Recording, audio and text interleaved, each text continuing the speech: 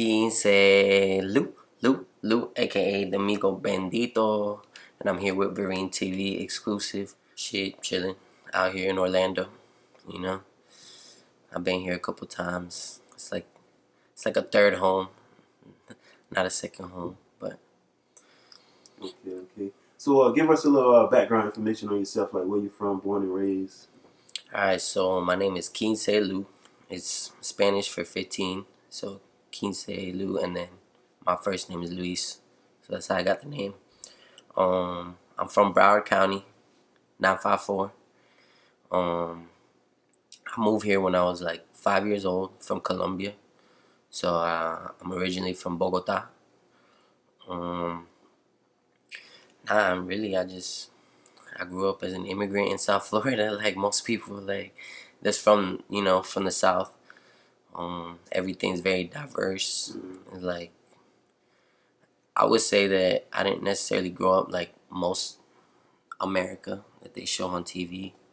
Like for the most part, everything was like more minority, like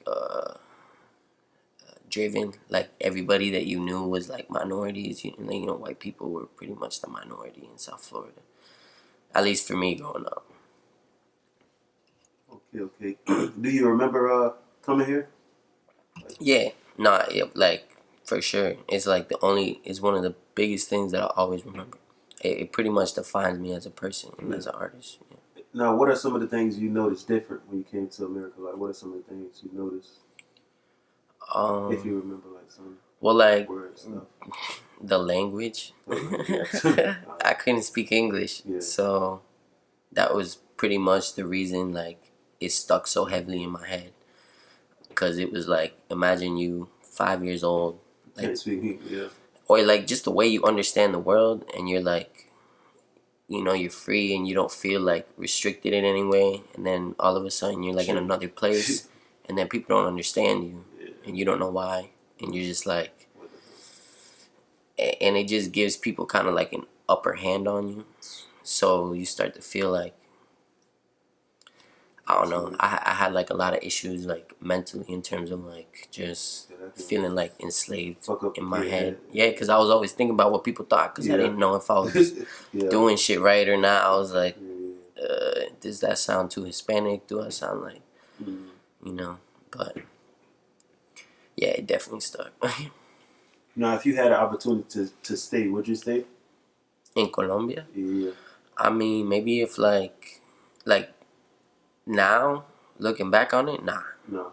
But, I mean, if I would have grown up there, I mean, I don't know. I like my life now. I like who I am, so I don't regret it. I think it made me who I am. Made me tough.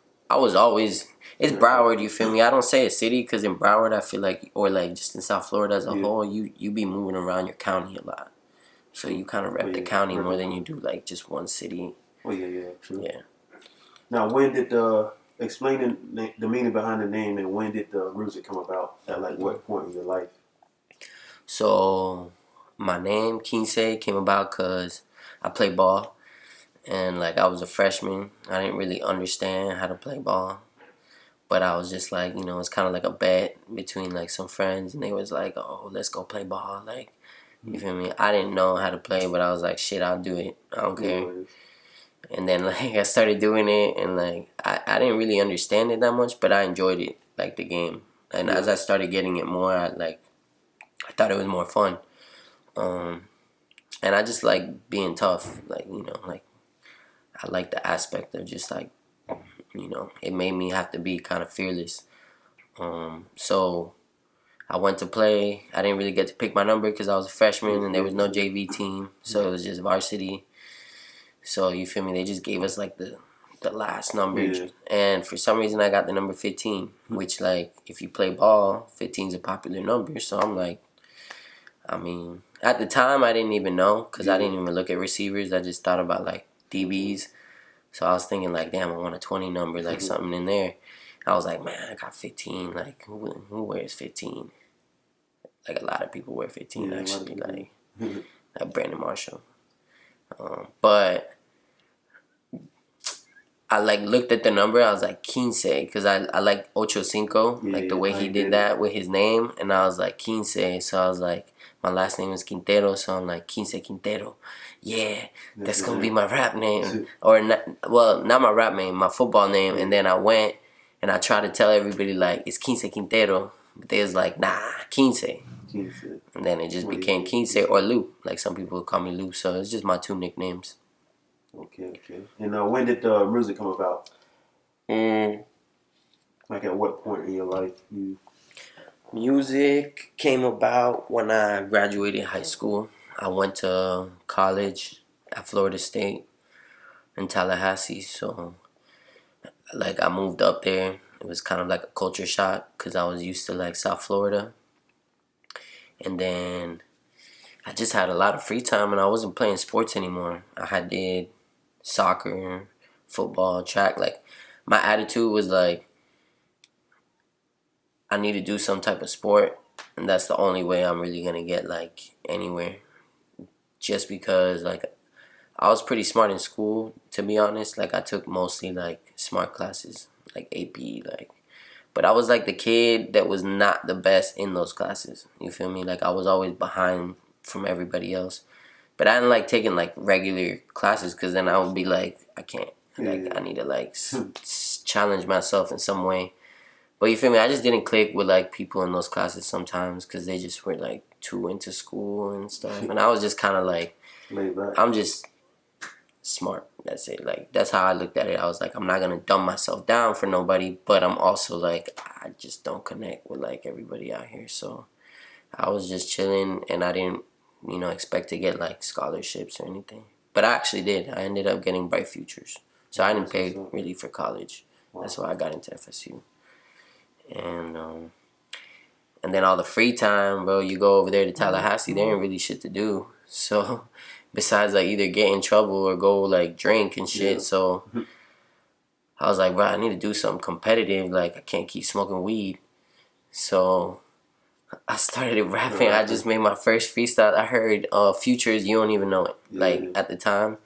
And like the beat was just like, I fucked with it so heavy, and I heard like all the rappers jumping on it, like, you feel me? So I was like, fuck it, I'm gonna make a rap to it, and everywhere I go, I like somebody asks, I'll just do it, and then I started memorizing more raps, and then I just took off with it, like I just kept doing it until like now I'm where I'm at. Like I had a very different background than everybody.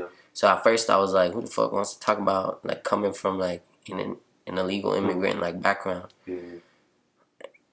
But then I was like, I guess since nobody did it, that's a good reason to do it. So I was like, so I just went and I started out like that, like just speaking about, because I hadn't really been through anything like aside from that up until like I had graduated high school. I was illegal most of my life in Florida.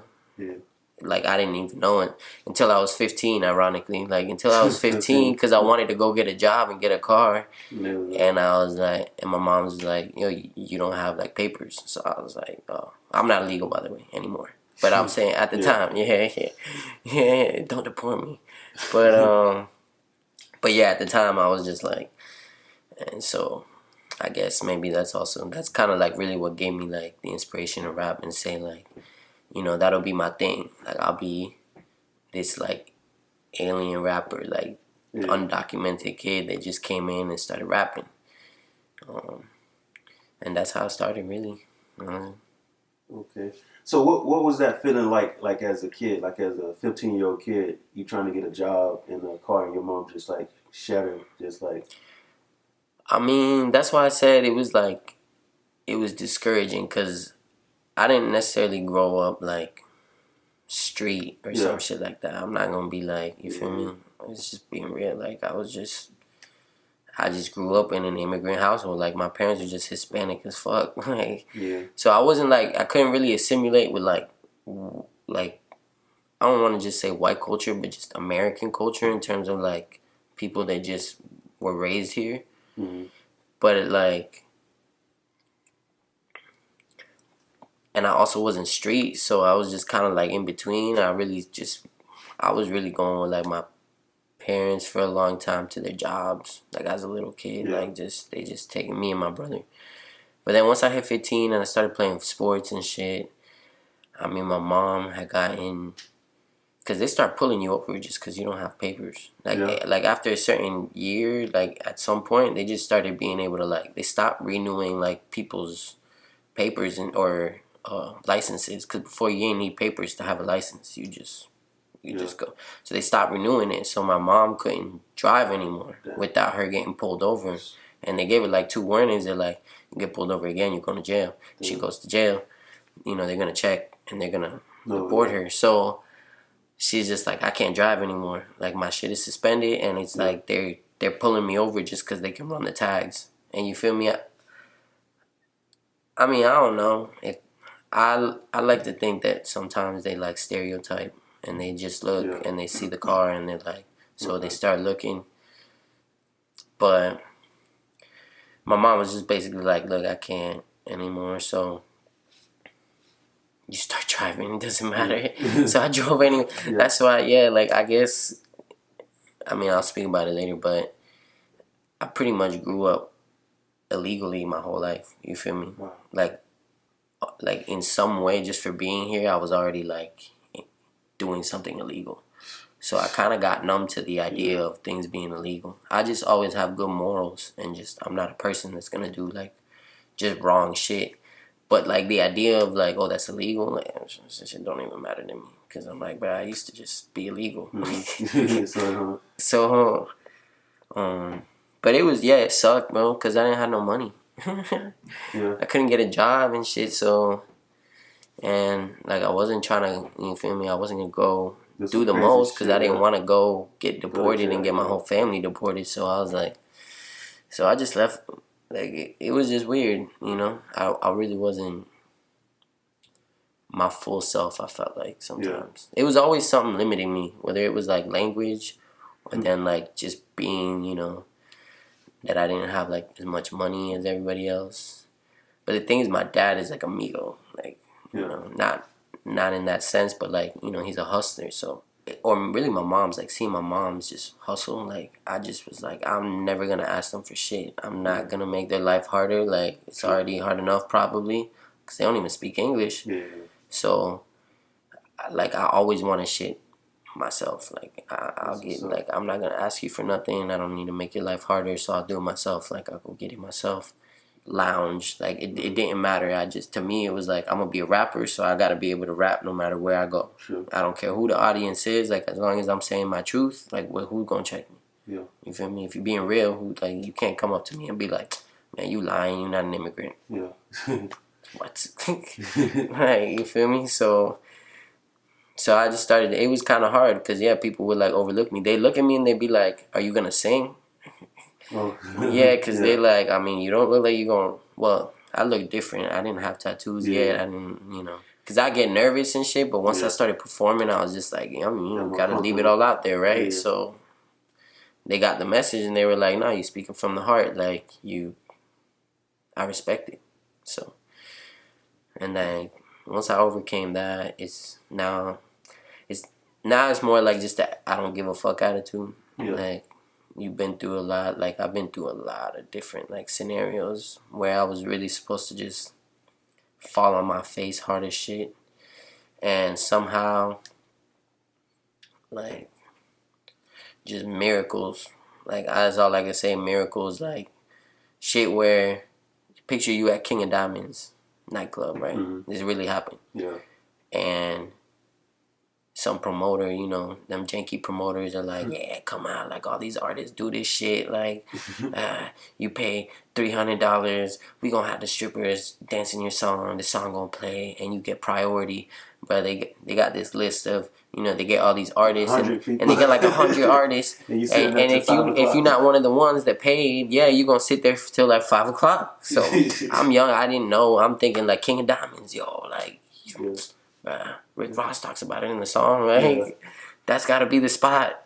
So I'm over there and I bring a crowd. Like, that's one thing that I always was able to do. I could bring crowds, but people like undermine that for some reason. It wasn't until I learned that you having a crowd is the leverage that I was like, but whatever. I brought a crowd. I had like a good, decent crowd, like 20 people. Mind you, these are like college kids, because I was able to just get the college kids to come. So they're coming to King of Diamonds. Yeah. They're already like, whoa. And then it's just like straight local rappers for like, I got there at like 9 p.m. Yeah. The dude told me like, oh yeah, probably by like 11. So I got like 20 people here. Just straight local rappers from 9 o'clock all the way to like 4 in the morning. Mm-hmm. And I still haven't gone, and I got 20 people that I'm trying to entertain. I'm looking around and I'm noticing that I'm the only person that first of all brought out that many people. Yeah. Most of these people were just clicked up with like cliques of like 3 to 5 people. You know, it wasn't like nobody brought a crowd. So I'm standing here, I'm like, so I go to the promoter, I'm like, bro, listen, like my people been there waiting, they're falling asleep now. I'm damn near about to fall asleep too. I'm tired of this shit. Like in my head, I'm like, okay, like this can't go good at all anymore because it's 4 in the morning. Like at this point, it's like they gonna see you perform, be like, whatever.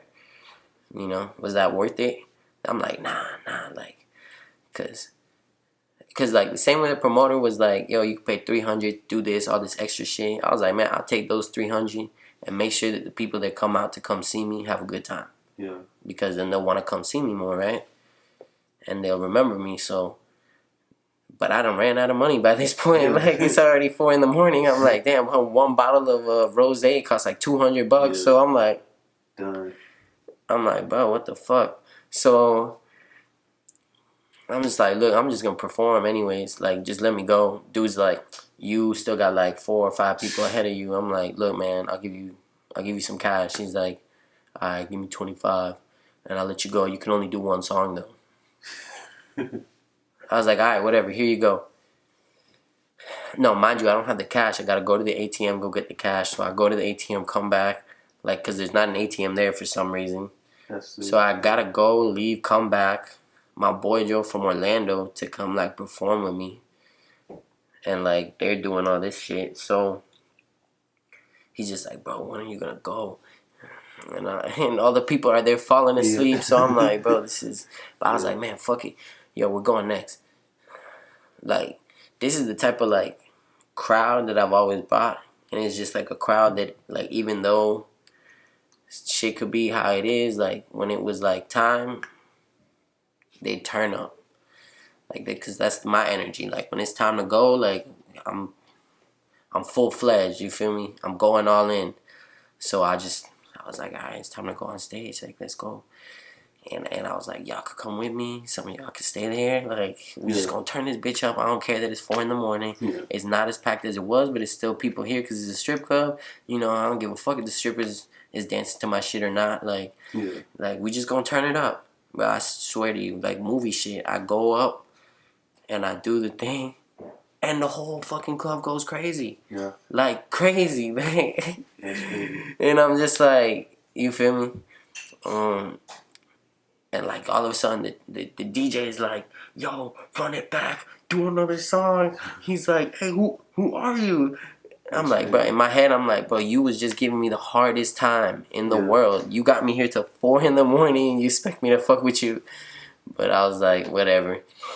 But after that day, like, that's just an example. Like, the anxiety, you feel me? Of, like, dealing with that shit and being like, is this shit gonna go well? Like, it's not gonna go well. It's not gonna go well. But you still stick it out.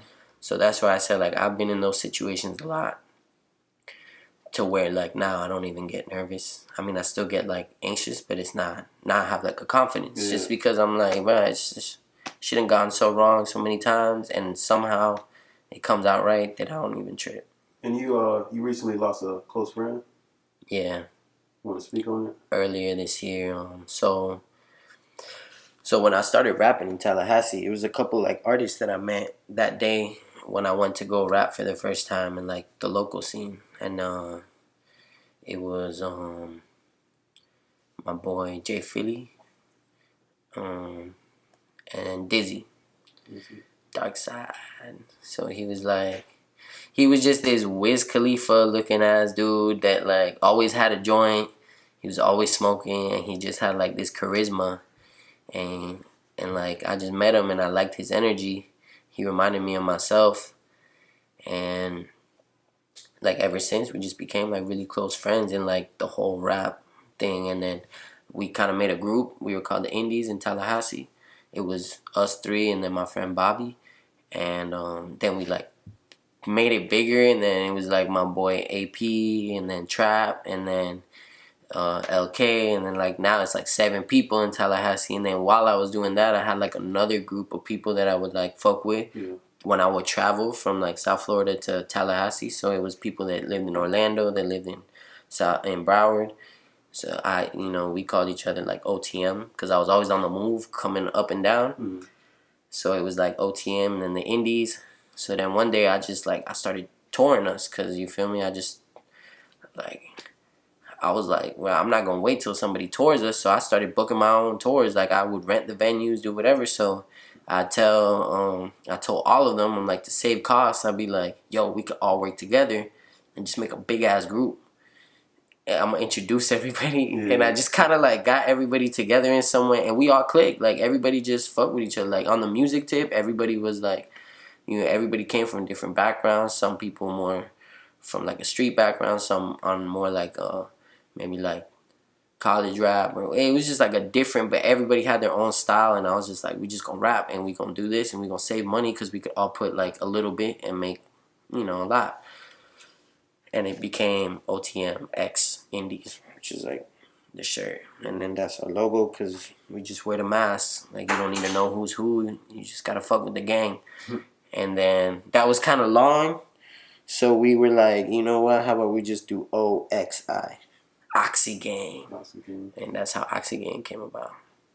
And that my boy, the one that passed away, he was like one of the first people that I met when I started rapping, and it was like, so I used to call him my spaz twin, because he like, you feel me? And he was probably the wildest person in the game. Like he was just, but too much. Like you feel me? Just too much on that life. And when you living like that, it starts to weigh on your like conscience. It starts to like, you always looking over your shoulder and shit. So he was dealing with a lot of stuff. He had a jit, so he was trying to like take care of her while also still trying to do all that. And he was a felon, so he was trying to like, juggle a lot of stuff. And sometimes, trying to juggle all those things, like especially in the streets, like one way that people really cope with this shit is just drugs and Xans and shit like that. And then, I would say that's really like the shit that, like, I'm not for that at all. Just cause, like I said, he ain't overdose or nothing like that. It was an accident. But his mind space, I feel like, was not good because of that stuff, and using that to cope. It's even like when you see your dog just doing certain shit that they wouldn't normally do just because they're on something else. So he was in a dark place. Let's just say that. But okay. My man. I was gonna say R.I.P. Dizzy. Long live Dizzy. I was gonna say, what's your last memory? My last one? Memory. Of Dizzy? Yeah. So actually I have a video that I was gonna drop soon. That's the last video that I have with Dizzy. My last memory with him is actually, I spoke to him the day that he passed. So it kind of fucked with me really heavily because it was in January. The whole Juice WRLD thing had just happened, and it kind of like basically just opened up the year to what was about to happen. Because then it just, coronavirus, it just got dark out here. People was dying left and right. Kobe died. I'm like, damn, bro, this is a dark year. And it just really opened my eyes. So, the last thing I really remember is, like, that day that I spoke to him, I could feel it's like I knew something bad was going to happen that day. Because he was, like, disappearing on me, and, like, he's telling me to pick him up, but then he's, like, just moving around too fast. And I'm, like, I'm trying to get to him, but at the time, like, the start of this year, bro, I ain't had nothing. I didn't have a car, I had some street shit going on, so I was, like, I owed money, like, so I was like down bad, you feel me? But I never let it get to me. You see, like a lot of things that I seen like with people is like they'll get down bad and then it starts to change their character and change who they are because they're so down that they're just willing to do whatever about not being down, right? So I was never like that. Like I said, I have my morals. Like I ain't scared of doing illegal shit, but I'm not gonna go like just rob people just because, or I'm not just gonna be like, because I'm like, well, that's karma. I believe in karma heavily, like, so that's why I say bendito, you feel me? Like, you keep blessed energy, like, it'll come back. So he's hitting me up that day. He's like, yo, come through. I'm like, yo, I have like a bad feeling, but I can't get to him because I don't have a car. I don't have nothing, like, you know, I don't have anything at the moment. And it's like the whole day is just building up. Like, I'm feeling like something really bad just because of the way he's talking on the phone. Like, you could tell, you feel me? So I don't know. Then I just get a call at like 11 at night. It's like, yo, your boy, like, he's in the hospital. So I was like, nah. So I slid over, and he was just, he was in a coma. I couldn't really, like, we all just kind of like, you know, gathered and would like come see him every day, but he just pretty much like, you know, gave in, and that was the last I saw of Dizzy. So, but I don't know. I mean, it's sad, but I don't look at it too bad because like I feel like he was suffering a lot sometimes, and I feel like in a way it's kind of like, you know, like he didn't have to suffer anymore. That's one thing like I knew about him. He was always like, you know, suffering a lot, and it just felt like, okay, like you don't have to suffer no more. But and it will worry you, you know, when you have like somebody that you know is constantly suffering, like you're always like worried about him. So, you know, I felt like he was at peace, but it was just definitely weird because it was like, well, like, you know, he was one of the first people that I started this like gang thing too with. So you know, it was like missing, like it's like when ASAP Mob lost ASAP Yams. You feel me? It is just like, damn, like, you know, he was like one of the staples, and it was just different. It made everything feel different. Like I said, the whole year after that just became like really dark. This whole coronavirus thing, but it's still a blessing in disguise. Like the year as a whole, I wouldn't say that everything was bad, and I just carry his memory, and it just makes me want to go that much harder because I'm like, you feel me? I'm gonna make sure that his daughter's straight. Make sure that, you know, he gets the recognition. That's why if you look at the OxiGang tapes, like we put him in the front and he's like on the statue, and like, you know, like I made it my job to make sure that he always get like that praise, that people will always know that like this is a member, like even if he's not here, like his presence is here. I'm hoping by the end of this year, like I'll have like a really, really like big buzz, and then by next year that like I want to compete with Drake's. Yeah. You feel me? I can speak Spanish, so my my range is crazy, and I like rap. You feel me? A performer that I like was Tupac.